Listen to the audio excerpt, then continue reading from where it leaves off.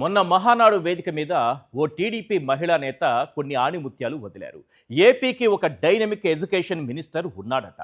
తెలంగాణకు అసలు ఎడ్యుకేషన్ మినిస్టరే లేకపోవడం ఆ రాష్ట్ర దౌర్భాగ్యమట. ఏపీలో లోకేష్ గారు ఎడ్యుకేషన్ కోసం ఒక రోడ్ మ్యాప్ క్రియేట్ చేశారట. స్కిల్ ఎకోసిస్టమ్ క్రియేట్ చేశారట. స్కిల్ ఎకోసిస్టమ్ సంగతి ఏమో కానీ స్కామ్ ఎకోసిస్టమ్ మాత్రం అద్భుతంగా క్రియేట్ చేశారు సార్. ఇలాంటి ఎడ్యుకేషన్ మినిస్టర్ తెలంగాణకు లేకపోవడం అక్కడి విద్యార్థులు నిరుద్యోగుల పాలిట దౌర్భాగ్యం కాదు, ఎన్నో జన్మల అదృష్టం. లేకపోతే ఏంటి సార్, వచ్చిన 2 ఏళ్లలోనే మొత్తం విద్యా వ్యవస్థను భ్రష్టు పట్టించి డిఎస్సి పేరుతో స్కాములకు తెరలేపుతుంటే ఆయన డైనమిక్ ఎడ్యుకేషన్ మినిస్టర్ ఎలా అవుతాడు? లక్షల మంది నిరుద్యోగుల జీవితాలను ప్రశ్నార్థకంగా మార్చిన వ్యక్తి డైనమిక్ ఎడ్యుకేషన్ మినిస్టర్ ఎలా అవుతాడు? బహిరంగంగా డిఎస్సి సీట్లు 15 లక్షలకు వేలంపాట పాడుతుంటే అతను డైనమిక్ ఎడ్యుకేషన్ మినిస్టర్ ఎలా అవుతాడు?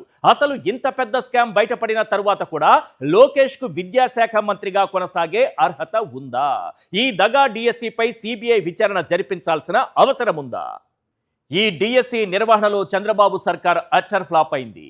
ఈ పరీక్షకు పోటీ పడ్డ 3,36,000 మంది అభ్యర్థుల జీవితాలను ప్రశ్నార్థకంగా మార్చారు. డిఎస్సి ప్రశ్నపత్రాలు ఆన్లైన్ చేసే బాధ్యత పూర్తిగా నిర్వర్తించిన అవుట్ సోర్సింగ్ ఉద్యోగికి అదే డిఎస్సిలో ఫస్ట్ ర్యాంక్ రావడం మీరు ఎక్కడైనా చూసారా? ఫస్ట్ ర్యాంకు వచ్చినా అతను ఉద్యోగంలో చేరకపోవడం చరిత్రలో ఎక్కడైనా ఉందా? అదే మ్యాజిక్ చంద్రబాబు అధికారంలోకి రాగానే పెట్టిన తొలి సంతకమే 3.5 లక్షల మంది నిరుద్యోగుల జీవితాలను రోడ్డున పడేస్తుందని ఎవ్వరూ ఊహించలేకపోయారు. అసలు ఈ డిఎస్సిలో డొల్లతనం ఎలా బయటపడిందో పాయింట్ టు పాయింట్ క్లియర్గా చర్చిద్దాం.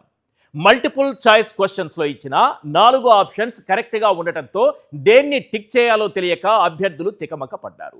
మొత్తం క్వశ్చన్ పేపర్లో 20కి పైగా ప్రశ్నలు తప్పుల తడకగా వచ్చాయి. డిఎస్సి ఎగ్జామ్ హాల్లో కనీసం అడుగు దూరం కూడా లేకుండా అభ్యర్థులను కూర్చోపెట్టి మాస్ కాపీయింగ్కు గేట్లు తెరిచారు. 50 నుంచి 100 లోపు ర్యాంకులు వచ్చిన వారిని పక్కన పెట్టి 300 పైన ర్యాంకులు వచ్చిన వారికి పోస్టులు ఇచ్చారు.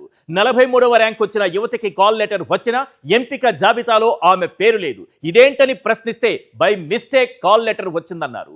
ఓ యువకుడికి బీసీ ఏ కోటాలో 3వ ర్యాంక్ వస్తే తుది జాబితాలో అతని పేరు లేదు. ఆశ్చర్యకరంగా రిజెక్ట్ లిస్ట్లోనూ పేరు లేదు. మెరిట్ను డీమెరిట్ చేయొద్దని సుప్రీంకోర్టు ఇచ్చిన ఉత్తర్వులు పట్టించుకోకుండా ఇష్టారాజ్యంగా పోస్టులు ఇచ్చేశారు. నష్టపోయిన అభ్యర్థులకు ఉద్యోగాలు ఇవ్వాలని హైకోర్టు ఆదేశిస్తే అప్పటికే రిక్రూట్మెంట్ జరిగిపోయిందని చేతులెత్తేశారు.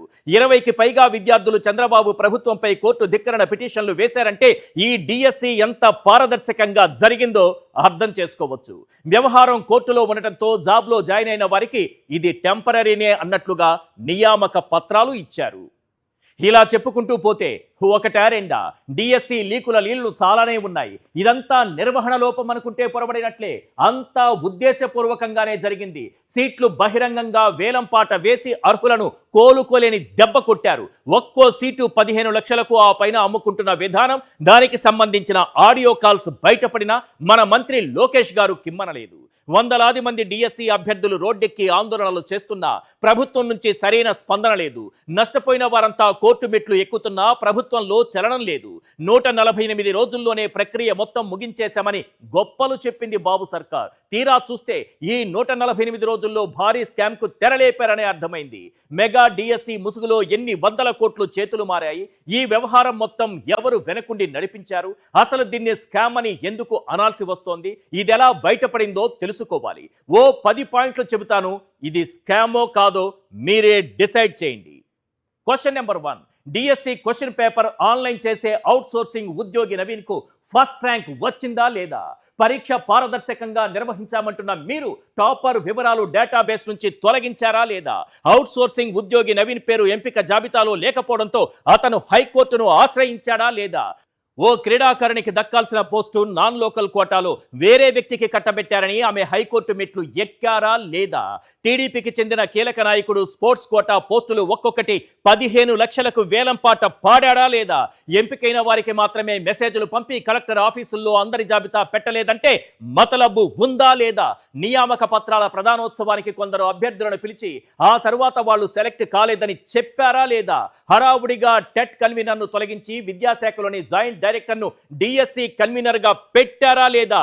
డిఎస్సి అవకతవకలపై మాట్లాడినా, సోషల్ మీడియాలో పోస్టులు పెట్టినా కేసులు పెడతామని బెదిరిస్తున్నారా లేదా? డిఎస్సి స్కామ్ పై సిబిఐ విచారణకు డిమాండ్ చేస్తే వెన్నులో వణుకు పుట్టిన లోకేష్ వ్యక్తిగత ఆరోపణలు చేస్తున్నారా లేదా? ఇప్పుడు అర్థమైందా రాజా ఇది ఎంత పెద్ద స్కామో? అందుకే అంతా తేలుకుట్టిన దొంగల్లా సైలెంట్ అయిపోయారు. తప్పు జరిగింది కాబట్టే అంతా సైలెంట్ అయిపోయారు. స్కామ్ జరిగింది కాబట్టే ఎక్కడి దొంగలు అక్కడే గప్చుప్పన్నట్టుగా ఉన్నారు. అసలు నీట్ స్కామ్ దేశవ్యాప్తంగా ప్రకంపనలు సృష్టిస్తే వెంటనే దానిపై సిబిఐ ఎంక్వైరీ వేశారు. మరి ఏపీలో డిఎస్సి స్కామ్ జరిగితే అదే ఎంక్వైరీ ఇక్కడ ఎందుకు వేయరు? 3.5 లక్షల మంది నిరుద్యోగుల జీవితాలతో ఆటలాడటం చిన్న విషయంలా కనిపిస్తోందా? సిబిఐ ఎంక్వైరీ అంటూ జరిగితే లోకేష్ బండారం బయటపడుతుందా? అసలు లోకేష్ కు విద్యాశాఖ మంత్రిగా కొనసాగే అర్హత ఉందా? ఈ ప్రశ్నలకు సమాధానం చెప్పాల్సింది మీరు, నేను కాదు సార్. పుత్రోత్సాహంతో ఉప్పొంగిపోతున్న చంద్రబాబు నాయుడు గారు. ఇది మాత్రం గన్ షాట్.